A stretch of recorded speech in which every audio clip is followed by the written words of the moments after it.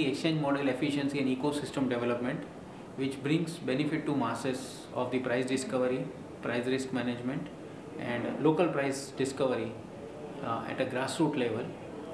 East of Suez Canal, east of that, up to Tokyo. We have one in Singapore, we have one in Dubai, one in Bahrain, one is going to be in Mauritius, India and Africa. Now, you have 10 so far, as we have said, and you are offering 2 products in Africa. Is that the plan? Are you going to offer more products in Africa? Is there a plan to move, for instance, into equities? No, at this moment, both the exchanges what we are doing in African continent, one in Mauritius and one will be rolling out next year in Africa, particular Bursa Africa. It is not it is not targeted for equity. We want to be onto the derivatives and the commodity side at this moment, but we also see a potential, but at this moment really not on the equity side. Why are you targeting commodities and currencies? It's very important. Currency hedging, when the whole economy is growing, everybody has a currency volatility risk hedging requirement, and we have seen no world-class exchange emerge from this part of the world for that. So that GBOT is going to address. And on the commodity side, if you see the large economies like Africa and India, they are either the largest producer or consumer of commodity.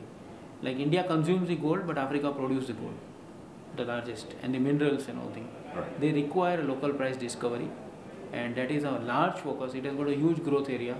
Economies are growing at a wonderful GDP.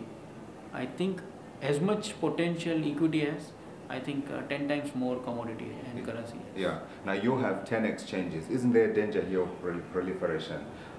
Do you see a possibility at some stage of consolidation of the industry across the different geographies that you're operating in? Yeah, I think each geography, it means exchanges which you have said that there are 10, but each one is having address required to a different asset class, then different geography, then you have different regulators. So it requires to address that demand of that requirement in a different way. You cannot have an exchange which address the Indian requirement where you don't have Indian regulator. So it is important that more than our wish, it's not an assembly line, it is more of a vision of a government, and that's where consolidation I don't see. But at the same time, international exchange like GBOT will really emerge or really address large requirement, but at the same time local demand will be satisfied by local exchange and local regulator. Yeah, let's talk about your plans across Africa. Where do you see yourself 5 years down the line?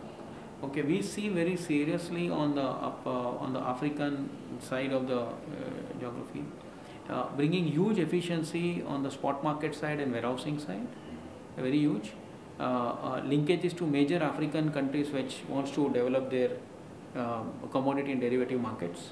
So, and the GBOT side, which is the global community wants to trade on the currencies of African nations and certain of the key large commodities. We will be in the first 2 of that. Yeah.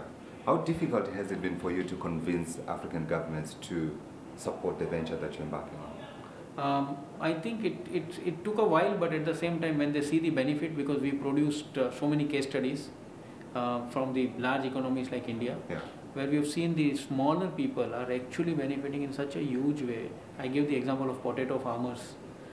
They started realizing almost 25% more onto their produce.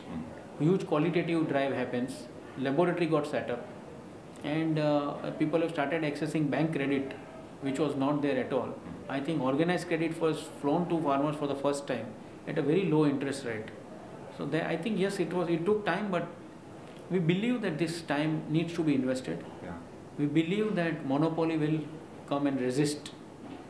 People who are really making lot of you can say money on inefficiencies will resist. But finally, it is getting acceptance in a very big way. Have you gotten any endorsements from African governments, any that you can mention? I can't mention it now, but yes, definitely there are certain things in pipeline. Were there some people who didn't want to talk to you? No, so far I have not encountered that. And from exchanges and regulators in the different countries? As I said, we have to invest time, given them the benefits of the system, ecosystem. And particularly on GBOT side, we have got such an encouragement from all the central bank and the major commercial bank of Africa. I think rather they are waiting for such venture to come up whereby they can really invest, you can say, on the currency asset class or hedge their currency volatility risk. So from that we have got, rather you can say, more than what we could expected cooperation has come.